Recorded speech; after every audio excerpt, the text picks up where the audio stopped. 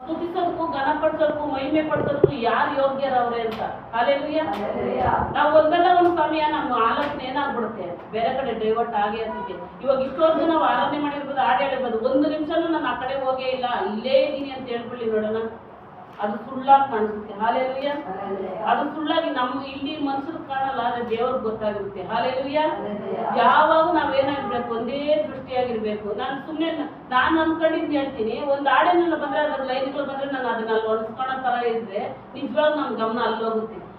ನಾನ್ ಮಾಡ್ಕೊಳ್ಳೋದು ಹಂಗೆ, ಬೇರೆ ಹೆಂಗ್ ಮಾಡ್ಕೊಂತಾರ ಗೊತ್ತಿಲ್ಲ. ನಾನೇನೋ ಒಂದು ದೇವ್ರ ಬಗ್ಗೆ ಹೇಳಕ್ ಹೋದ್ರೆ ಅಲ್ಲಿ ಓದ್ತಾ ಇದ್ದೀರೇನೋ, ಅಲ್ಲಿ ಬರ್ತಾ ಇದ್ದಾರೆ. ಇವಾಗ ಗರಿಗಳಪ್ಪ ಅಂತ ಹೇಳಿದ್ರೆ ದೇವ್ರಲ್ಲಿ ಬರ್ತಾವ್ರೇನೋ, ನಾವು ಆ ಜನಗಳ ಮಧ್ಯದ ನಾವು ಒಬ್ಬರು ನಿಂತಿದ್ದೀರೇನೋ ಅಂತ ನಾವು ಹಂಗೆ ಆ ತರ ಊಹೆ ಮಾಡ್ಕೋಬೇಕು, ಆಲೋಚನೆ ಮಾಡ್ಬೇಕು. ಅವಾಗ ನಮ್ಮ ಗಮನ ಬೇರೆ ಕಡೆ ಹೋಗಲ್ಲ, ನಾವು ಅಲ್ಲಿ ಇದ್ದೀರೇನೋ, ಅಷ್ಟು ಜನರ ಮಧ್ಯದಾಗ ನಾವು ಇದ್ದೀರೇನೋ ಅನ್ನೋ ರೀತಿ ನಮ್ಗೆ ಫೀಲ್ ಆಗುತ್ತೆ.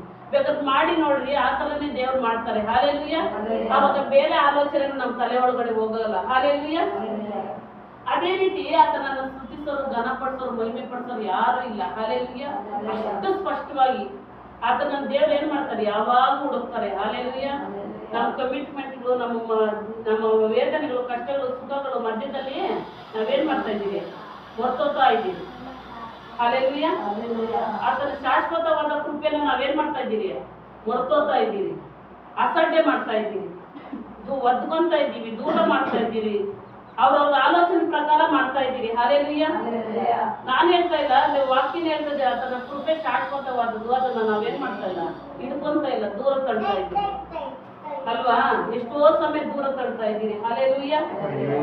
ಹಂಗೆ ಕೆಳಗಡೆ ಹೋದಮ್ಮ. ಯಾವಾಗಲೂ ನ್ಯಾಯವನ್ನು ಕಾಪಾಡುವವರು, ನೀತಿಯನ್ನು ಪಾಲಿಸುವವರು ಧನ್ಯರು. ಆಮೇನ್. ನಾವು ಎಷ್ಟು ಮಾತ್ರ ಧನ್ಯರಾಗಿದ್ದೀರಿ, ಯಾಕಂದ್ರೆ ದೇವ್ರು ನ್ಯಾಯವನ್ನು ಇಷ್ಟಪಡ್ತಾರೆ. ಹಾಲೆಲೂಯಾ. ಅನ್ಯಾಯನ ಇಷ್ಟಪಡ್ತಾರ? ಅನ್ಯಾಯದ ಕಡೆ ದೇವ್ರು ನಿಂತ್ಕೊಳ್ಳೋದೇ ಇಲ್ಲ, ಅವ್ರ ಸಹಾಯನೂ ಮಾಡಲ್ಲ. ಅವ್ರು ಮಾಡೋದೆಲ್ಲ ಯಾರ ಸಹಾಯ? ಸೈತಾನ್ ಮಾಡ್ತಾನೆ, ದುರಾತ್ಮ ಮಾಡ್ತಾನೆ. ಹಾಲೆಲೂಯಾ. ನ್ಯಾಯಕ್ಕೆ ಏನ್ ಮಾಡ್ತಾರೆ, ದೇವ್ರು ಯಾವತ್ತಿದ್ರು ಪ್ರತಿಫಲ ಕೊಡ್ತಾರೆ. ಹಾಲೆಲೂಯಾ. ಬೇವು ಕಡ್ಡಿ ಸಿಹಿಯ ಕಸರೆ ಆಗಿರ್ಬೋದು, ಆದ್ರೆ ಏನಾಗಿರುತ್ತೆ, ಆರೋಗ್ಯಕ್ಕೆ ಒಳ್ಳೇದು ಅಂತ. ಯಾವಾಗ ಸತ್ಯ ಏನಾಗಿರುತ್ತೆ, ಕಹಿಯಾಗಿರುತ್ತೆ.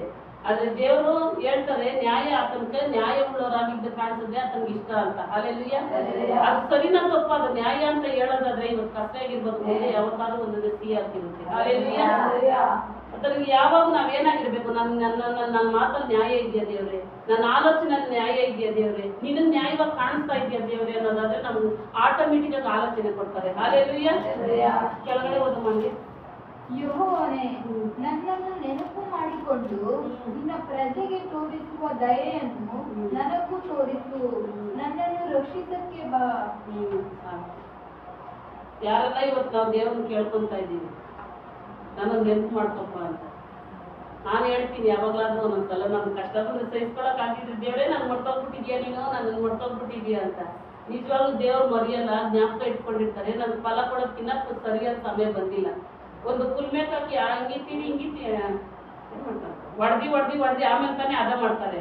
ಆ ರೀತಿಯಾಗಿ ದೇವ್ರು ಏನ್ ಮಾಡ್ತಾರೆ, ಹೊಡೆದು ತಟ್ಟಿ ಒಂದು ಅದಕ್ಕೆ ತರ್ತಾರೆ. ಹಾಲೆಲೂಯಾ. ಆದ್ರೆ ನಾವು ಮನುಷ್ಯರಾಗಿದ್ರಲ್ಲಿ ಏನ್ ಮಾಡ್ತೀವಿ, ನಾನು ನೋಡ್ತಾ ಇಲ್ಲಪ್ಪ, ನೀನು ನಾನು ಕಾಪಾಡ್ತಾ ಇಲ್ಲಪ್ಪ ಅಂತ ಕೇಳ್ತಾ ಇರ್ತೀನಿ. ಹಾಲೆಲೂಯಾ. ಒಂದು ಕಷ್ಟ ನನಗೆ ಬಂದ್ರೆ ಸಾಕು, ನಾನು ಹಂಗೆ ಜಾಸ್ತಿ ಕೇಳ್ಬಿಡ್ತೀನಿ, ದೇವ್ರೇ ನೀನ್ ನಾನು ನೋಡ್ತಾ ಇಲ್ಲ, ನಾನು ಇಷ್ಟು ಕಷ್ಟಪಡ್ತಾ ಇದ್ದೀನಿ ಅಂತಾನೆ ನಾನು ಕೇಳ್ತೀನಿ. ಆದ್ರೆ ದೇವ್ರು ನೋಡ್ತಾ ಇರ್ತಾರೆ, ಅದಕ್ಕೆ ಫಲ ಕೊಡೋ ಸಮಯ ಇನ್ನೂ ಬಂದಿಲ್ಲ. ಹಾಲೆಲೂಯಾ. ನಾವು ಆತನ ಕೃತಜ್ಞತೆ ಯಾವಾಗ್ಲೂ ಹೇಳೋದಾದ್ರೆ, ಆತನಿಗೆ ನಾವು ನ್ಯಾಯ ಉಳ್ಳವರಾಗಿ ಆತನ ಕಣ್ಣು ಕಾಣಿಸಿದ್ರೆ ಆತನ ನಮ್ಮ ಬದುಕಿನಲ್ಲಿ ಎಲ್ಲಾ ಕಾರ್ಯ ಮಾಡೋದಕ್ಕೆ ಸಿದ್ಧ ಆಗಿದ್ದಾರೆ. ಹಾಲೆಲೂಯಾ.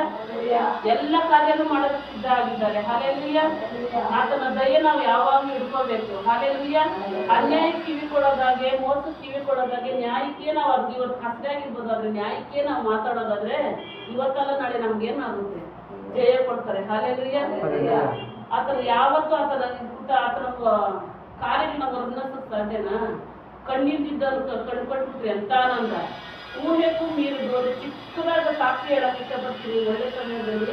ಯಾಕಂದ್ರೆ ದೇವರು ಮಹತ್ ಕಾರ್ಯಗಳು ಅಂತ ಹೇಳಿದಕ್ಕೋಸ್ಕರ ಸಾಕ್ಷಿ ಹೇಳ್ತೀವಿ. ದುಡ್ಡು ಕೊಡ್ಬೇಕಾಗಿತ್ತು ಮನೆಗೋಸ್ಕರ 2 ಲಕ್ಷ ರೂಪಾಯಿ. ಅವರು ಮನೆಯವ್ರು ಏನ್ ಹೇಳಿದ್ರು, ಒಂದೇ 1 ಲಕ್ಷ ಕೊಡ್ತೀನಿ ಅಂತ ಹೇಳಿದ್ರು. ಆಮೇಲೆ ನಮ್ಗೆ 2 ಲಕ್ಷ ಬೇಕಾಗಿತ್ತು. ಚೈನು ಎಲ್ಲ ಸದ್ದಿ ಆವತ್ತು ಸಂತೋಷ ಆಗಿದ್ದು ಅಷ್ಟಿಷ್ಟಿಲ್ಲ. ದೇವ್ರು ಆತನ ಮಹತ್ ಕಾರ್ಯಗಳನ್ನ ವರ್ಣಿಸೋದಕ್ಕ ಹೇಳೋದಕ್ಕ ಸಾಲೋದು ಇಲ್ಲ ಬಿಡ್ರಿ. ಅಷ್ಟು ದೇವ್ರು ನಮ್ಮ ಜೀವಿತದಲ್ಲಿ ಕಾರ್ಯ ಮಾಡ್ತಾರೆ. ಹಾಲೆಲೂಯ. ನಾವೇನಾಗಿರ್ಬೇಕು? ಕೃತಜ್ಞತೆ ಉಳ್ಳವರಾಗಿರ್ಬೇಕು. ಯಾವಾಗೂ ಸ್ತುತಿ ಸ್ತೋತ್ರಗಳ ಮಧ್ಯದಲ್ಲಿ ಹೇಳ್ತಾ ಇರ್ಬೇಕು. ಹಾಲೆಲೂಯ. ದೇವ್ರು ಈ ವಾಕ್ಯ ಕೊಟ್ಟಿದ್ದಕ್ಕೆ